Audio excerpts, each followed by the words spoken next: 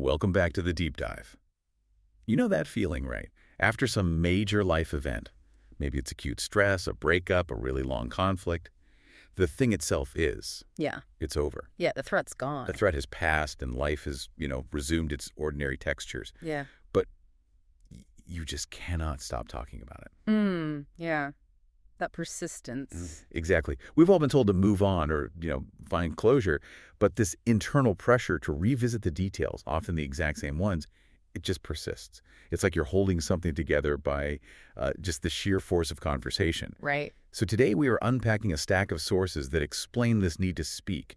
And it's not as a failure to heal, but as a really critical act of structural maintenance. And that's the paradox, isn't it? From the outside, it looks like rumination. It looks like someone is just stuck in a loop. Totally. But what our deep dive is showing is that for a specific type of processing, and this is so key, the speech isn't about recounting or venting. It's about maintenance. Okay, and we have to get specific here right away. The source material really zeroes in on the experience of Gestalt language processors, or GLPs. That term might be new for a lot of our listeners. So can you give us a quick, accessible definition? What is a GLP? Absolutely. Because if you miss this point, I think the rest of it doesn't quite land. Right. So most people are what we call analytic language processors, or ALPs. They break down language into single words, then they combine those words to build meaning. They start with the bricks to build the wall. Exactly, a perfect analogy. But GLPs, they start with the whole wall. They acquire and process language in these large, meaningful chunks, these phrases. We call them gestalts. They know the whole pattern first, and then they analyze the little parts later. So their understanding of the world, and especially their memory, it's holistic. It's not linear at all. Precisely. And that's the core thesis we really need to sit with today. For GLPs, talking after stress isn't about feeling better or getting to some neat emotional resolution. It's the act of maintaining coherence. Coherence. Yeah. They're trying to keep a whole very dense memory field completely intact while their system works to analyze and, sequence the meaning that's inside it. Okay, let's unpack this maintenance model then. Yeah. Because when we think about memory conventionally, it's a timeline. It's a series of moments, one after another. So how does this GLP memory model, this Gestalt experience, actually work? Well, think of it less as a timeline and more like a dense holographic image, fully formed. Okay. The standard view, like you said, treats memory as a sequence, a stack of moments you retrieve, interpret, file away. But for a Gestalt system, memory is a field. It's atmospheric, relational, and fully formed before language ever arrives. The knowing comes first, whole and patterned. So the meaning is all there, but it's maybe overwhelming. It's messy. It is. It's incredibly dense, like a gas that's been compressed into a small, fragile container. And so that completely changes the role of speech, right? The words follow later.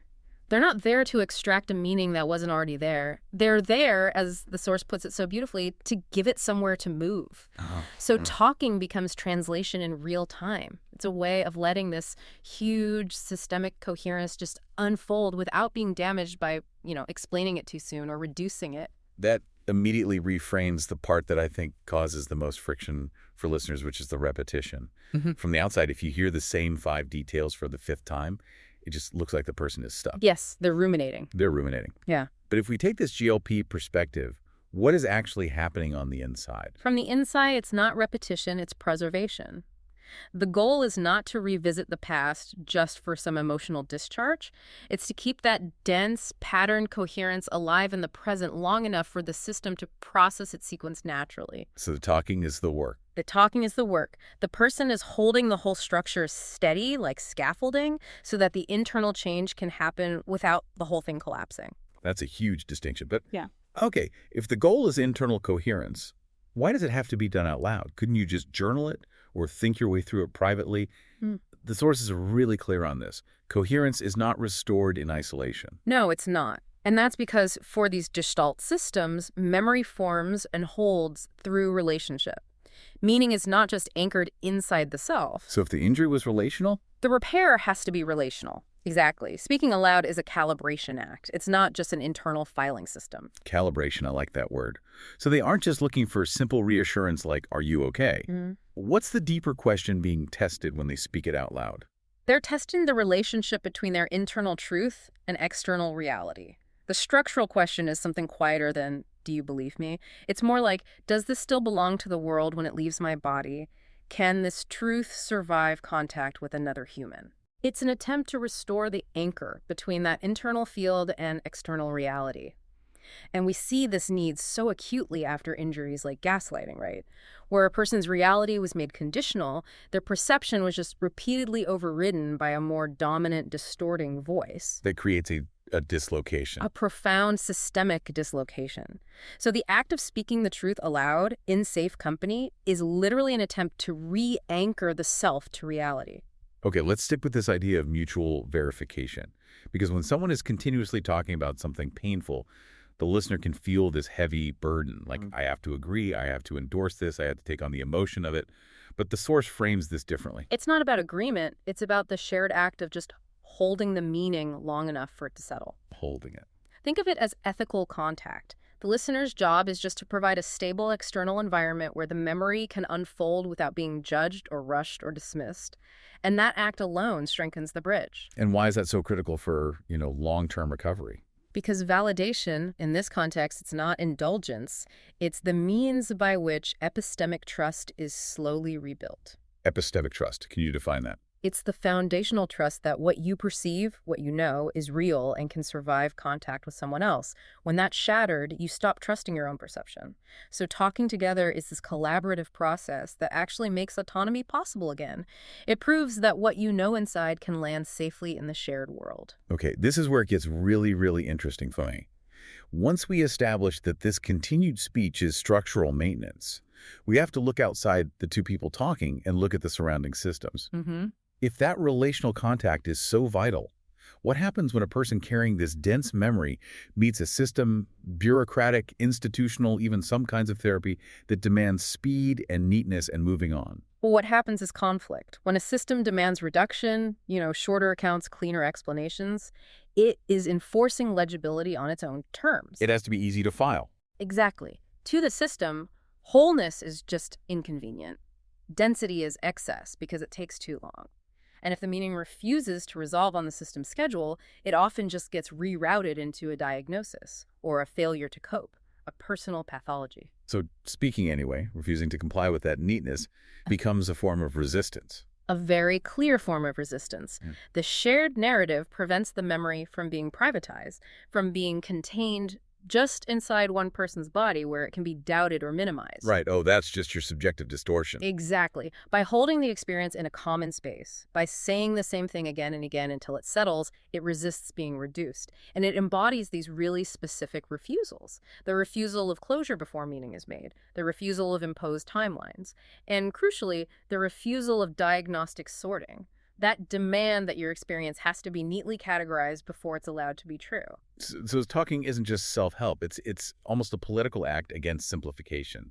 It is collective memory work. It interrupts gaslighting at the structural level. It preserves complexity right where flattening would be so much easier. Let's focus on a specific context the source uses to really illustrate this. Narcissistic abuse. The source says the injury here is deeper than just confusion. It defines it as an epistemic injury. What does that mean? It means reality itself was made contingent. In that kind of environment, truth isn't fixed. It's rationed out, it's revocable, it's granted or withdrawn based on your compliance. You're taught that meaning doesn't belong to you. It belongs to the manipulator, yeah. And this causes a systemic breakdown of self-trust. So in that context, speaking again is profoundly ethical repair. Each retelling, each time you insist on the truth, it's doing more than just restating what happened. It's restoring the fundamental right to mean what you say. It reclaims authorship. It reclaims authorship over your own reality, yes. That helps clarify why the repetition is so vital here. If one telling is enough for a normal event, why do you need 5 or 10 or 50 tellings for this kind of injury? Because when truth itself was made conditional, one successful telling just can't carry the load of rebuilding integrity. It's not enough. It's not nearly enough. Integrity rebuilds through return. Each successful telling, every time the story is spoken and it isn't refuted or weaponized, it teaches the internal system that meaning can survive contact. It's like recabling a broken power grid, one connection at a time. And the source draws this really stark line between speech and silence here. Silence is usually seen as the goal. Right, the sign that you're done. But here, silence is the enemy. The source says silence is not rest, it's not neutrality. It is collapse back into the very conditions that made meaning unsafe in the first place. Wow. So speaking is an active refusal of that collapse. It refuses the logic that meaning only belongs to the most powerful voice in the room. Which brings us to this dominant misreading that happens everywhere. If someone is still talking, they must be stuck. They're ruminating. And silence gets mistaken for success. And that just gets the whole sequence backwards for a GLP. Returning to the story is not rumination, it's re-entry. Re-entry. That dense memory field, it needs multiple approaches. Each time the story is spoken, the person is approaching it from a slightly altered vantage point, which lets another piece of the meaning surface without the whole system having to disintegrate. And you said earlier that the talking isn't discharge. And I think we need to unpack that because that's what most therapy models are aiming for.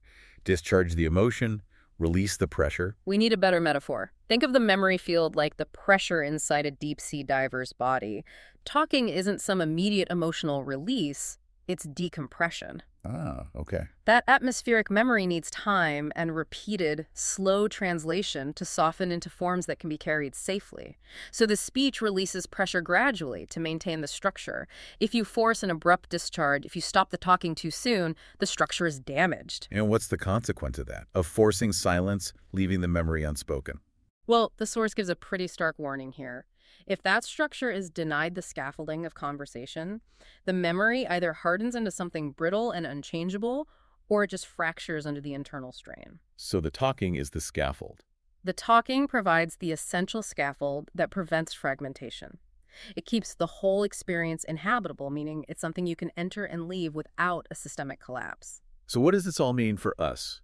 For listeners, for people who work in these systems trying to help, we have to talk about the harm of what the source calls therapeutic neatness. Right, and it shows up in these prescriptive phrases, you should journal that, or I think you've processed this enough, or you need to find closure now. Let's focus on solutions, not the past. Exactly. Systems that prize closure and symptom reduction, they mistake their own administrative limits for pathology. They want a tidy file, not a complex human process. So when knowing is pressured into isolation too soon, that original epistemic withdrawal is just recreated. Meaning becomes conditional again. It becomes conditional again. Allowed only if you can hold it silently and without inconveniencing the system around you. And the harm is quiet, isn't it? Because on the surface, it looks like success. It looks like success. The person starts talking less. They appear calmer. But beneath that surface, coherence degrades. Memory doesn't settle. It destabilizes. It either freezes or it fractures. So what looks like improvement is actually the erosion of the conditions that allow the memory to stay inhabitable. That is a profound reversal of perspective. We assume sustained speech is a sign of resisting healing well, what this deep dive argues is that talking doesn't delay healing. It actively prevents disintegration. Right. And the ultimate takeaway here is that memory is not something you finish or resolve. It's not a file you close. It is something you must keep intact. The task isn't closure. The task is to carry the whole memory, the coherence, in ways that allow life to continue without surrendering the integrity of the experience. The system talks because the system has to endure.